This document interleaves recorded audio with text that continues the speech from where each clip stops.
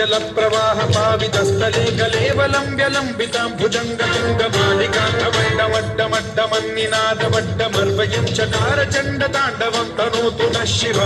शिव शिव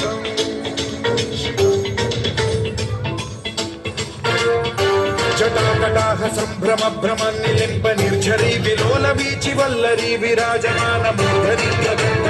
गज्ज्वलल्ललाट पट्ट पावके किशोर चन्द्रशेखरे रचि प्रतिक्षणम्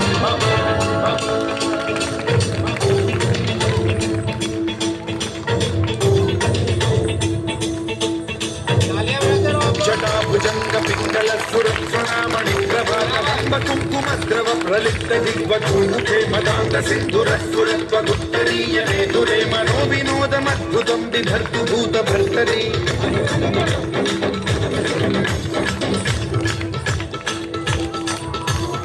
ॐ नमः शिवाय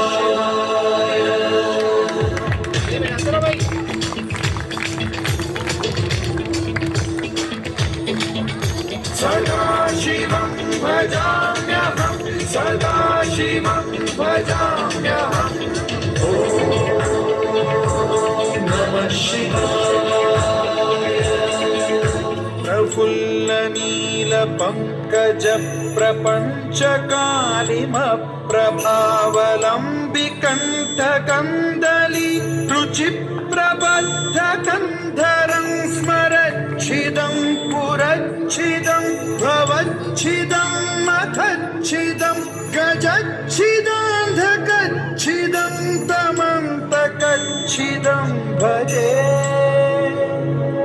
अखर्व सर्वमङ्गलाकलाकदम्ब मञ्जरी रसप्रवाह माधुरी विजृम्भणा मधुव्रतं स्मरान्तकं पुरान्तकं भवान्तकं मखान्तकं गजान्तकान्धकान्तकं तमन्तकान्तकं भजे